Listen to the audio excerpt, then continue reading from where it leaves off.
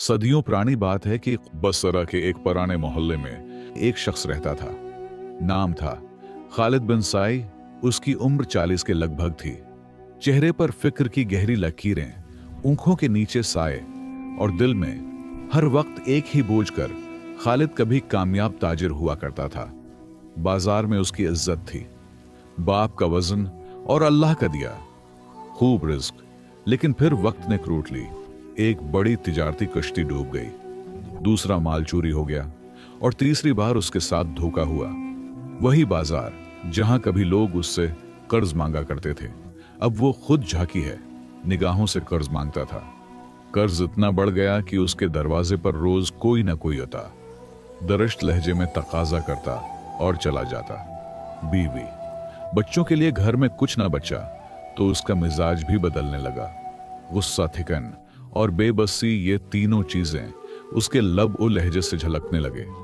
उन दिनों बसरा के गली कोचों में कई फकीर नजर होते थे, कोई मौका, कोई बीमार, कोई सिर्फ दुआएं देने वाला।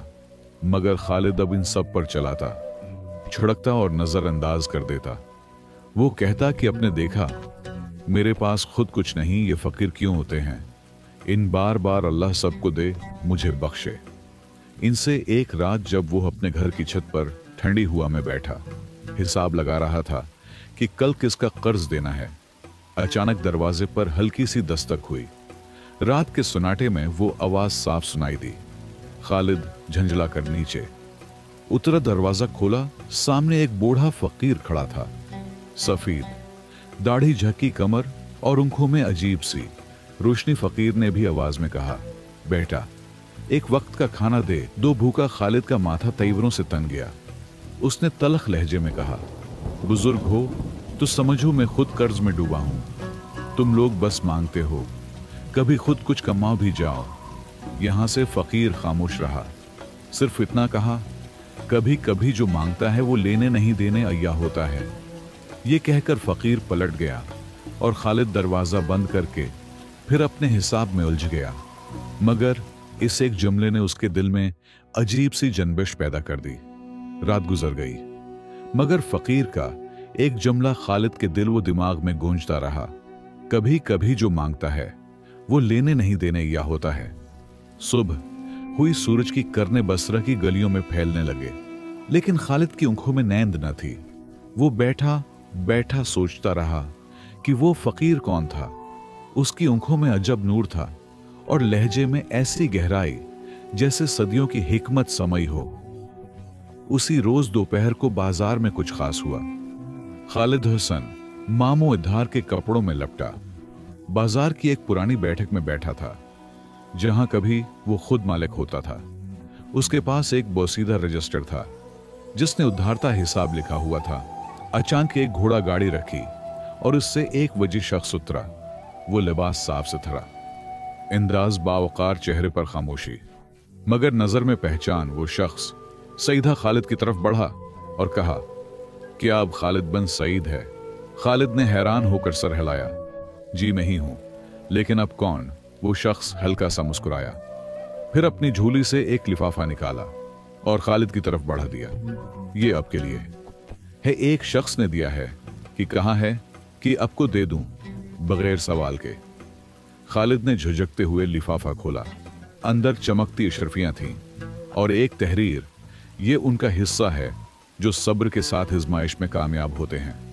अल्लाह ने आपका हाल देखा, अब आपको सलवारने का वक्त दिया है। खालिद की आंखें नम हो गई। इससे याद या वो फकीर, उसकी आंखें, उसका जुमला, कभी कभी जो मांगता है वो लेने नहीं देने या होता है। उससे यकीन हो गया वो कोई आम फकीर न था, शायद अल्लाह की तरफ से भेजा गया कोई बंदा था जो उसे आजमाने अय्या था। खालिद ने वो शर्फिया हाथ में पकड़ी, लेकिन फौरा रजिस्टर बंद कर दिया। उसने दिल में अहद किया, अब उन शर्फियों से पहला काम वो करेगा जो अल्लाह को राजी करे, कर्ज चकाएगा और इस दरवेश के लिए भी कुछ सदका करेगा। खालिद की जिंदगी में जैसे पहली बार सुकून की एक लहर आई थी। उस दिन जब वो वापस अपने कुच्चे से मकान पहुंचा, उसके कदमों में एक खामोशी थी, मगर दिल में शुक्र का तूफान। उसने पहली बार झुक कर सकता कि आगे लंबा गहरा और उन सुओं से भेगा हुआ सजदा। अगले दिन वो बसरा की पुरानी गलियों में निकला। हाथ में वही छोटा थैला था जिसमें उशरफियां रखी थीं। पहले वो इस बढ़िया के दर पर गया जिससे वो पिछले महीने कुछ गेहूं उधार ले आया था। दरवाजा खटखटाया और कहा, माँ जी, वो जो तुमने मुझे दिया था, ये लो तुम्हारा कर्ज और उसके साथ मेरा सलाम। और शक्रिया बढ़िया हैरान थी, उनके नम हो गई बेटा। तब तो वो था जिससे सब मना मोड़ चुके थे। खालिद ने मुस्कुराकर कहा, शायद वो वक्त था, मगर अब अल्लाह ने मेरी आंखें खोल दी हैं। फिर वो इस्तर के पास गया जिसने 2 माह पहले उसे धत्कारा था जब वो लकड़ी की एक पुरात मांगने गया था। खालिद ने न सिर्फ उसका कर्ज चुकाया बल्कि 2 इशरफियां जायद दे दें। बीकरा में धीरे धीरे ये खबर फैलने लगी कि खालिद बन सईद जो कर्ज के बोझ तले दबा था, अब कर्ज चुका रहा है खामोशी से, इज्जत से। मगर खालिद को सुकून न था। एक दिन वो उसी जगह पहुंचा जहां फकीर ने उससे रोटी मांगी थी। दिल्ली सुनसान थी। वक्त वही था। इस सूरज के ढलने का लम्हा खालिद बैठ गया। कई लम्हे गुजरे लेकिन फकीर न आया। उसने आसमान की तरफ देखा जैसे किसी से मुखातब हो और आहिस्ता बोला, अगर तभी था और ताब ने मुझे आजमाया तो मैंने सब कुछ तेरे रास्ते पे दे दिया है। अब सिर्फ तेरा करम बाकी है। इसी लम्हे एक मुसाफिर जो करीब से गुजर रहा था रख गया और औलाद, तुम वही होना खालिद बिन सईद? खालिद ने चौंक है कर पूछा। जी। मुसाफिर ने एक खत निकाला। ये तुम्हारे लिए छोड़ा गया था, एक सफीद रेश फकीर ने। उसने कहा, अगर खालिद दोबारा इसी जगह बैठा मिले तो ये दे देना। खालिद ने खत है खोला। अंदर सिर्फ एक जमला था। तूने दीवारों को गिराकर दरवाजे को खोल दिए। अब दरवाजे तेरे लिए खुले रहेंगे।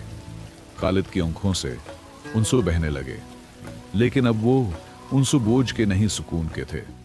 खालिद ने खत को आंखों से लगाया और चुपचाप उठ खड़ा हुआ। उसका दिल जैसे हल्का हो गया था, जैसे कोई बोझ जो बरसों से सीने पर पड़ा था उज आ कर गया हो। उसने अपनी जिंदगी की समत बदलने का पक्का इरादा कर लिया। अब वो सिर्फ कर्ज चुकाने वाला नहीं रहा था, बल्कि वो किसी और का सहारा बनने वाला शख्स बन चुका था। इसी हफ्ते उसने बुसरा के एक पुराने चौक में एक छोटा सा ढेला लगाया। सच्चाई की दुकान के नाम से वो वहां खालिस खजूर, शहद और पानी बेचता था।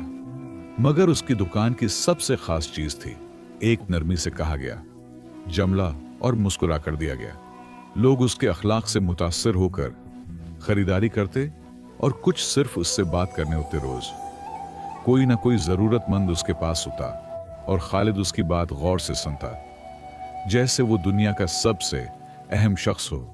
एक दिन एक नौ उम्र लड़का फटे पुराने कपड़ों में इसके पास आया और बोला है, मेरे अबू बीमार हैं, खाने को कुछ नहीं। खालिद ने खामोशी से अपने थाल में से कुछ खजूरें एक थैली में रखें और उसके हाथ पर रख दे। ये अल्लाह की इमानत है मेरे भाई, मेरे पास तो बस जरिया है।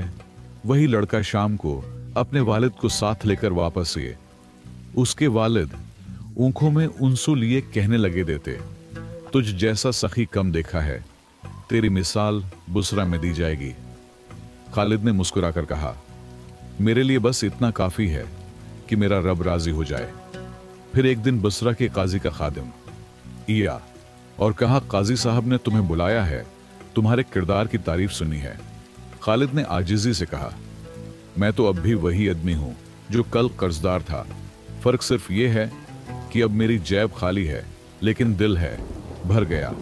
काजी ने उसे बुसरा के बुजुर्ग ताजरों के सामने खड़ा किया और सबने एक आवाज में कहा, यही वो शख्स है जो बसरा की नई नस्ल को सच्चाई सिखाएगा। बसरी की वो गलियां जहां कभी खालिद झुका हुआ चला करता था, अब उसी रास्ते पर लोग उसके सलाम के मंतजर होते। उसने कर्ज भी उतार दिए और दिल भी हल्का कर लिया। मगर सबसे बड़ी बात यह हुई कि उसने लोगों का भरोसा जीता। वो सिर्फ अपनी जबान की मिठास, अपने अमल की सच्चाई और दिल की नरमी से। उस दिन एक पुरानी सूरत फिर उसके सामने आई, वही फकीर, जो पहली बार उसके दरवाजे पर अय्या था, अब फिर अय्या, लेकिन अब उसके चेहरे पर फकीराना आजिज़ी की बजाय एक अजीब नूर और वक़ार था। खालिद फौरा पहचान गया। उसने झुककर इसके हाथ चौमे, मुझे माफ कर दीजिए, इस दिन मेरा लहजा सख्त था। फकीर ने मुस्कुराकर कहा, तुम्हारे लहजे से ज्यादा तुम्हारा दिल देखा जाता है, और वो तुमने बाद में सबको दिखाया। हम सब इज़माइश होते हैं, कभी नामत बनकर, कभी सवाल बनकर तुमने दोनों का हक अदा कर दिया। खालिद ने फकीर को गले लगा लिया और कहा, यही सीखा है, जो अल्लाह के लिए दिया जाए इसमें हिसाब नहीं होता, और जो बंदों के लिए हो वो कभी काफी नहीं होता। आखिरी मंजर में खालिद फिर से अपने थैले पर बैठा था, एक छोटे बच्चे को खजूर दे रहा था, और उसके चेहरे पर वो सुकून था जो सिर्फ वही जान सकता है जिसने दुनिया से कुछ नहीं मांगा, सिर्फ अपने रब से तिजारत की।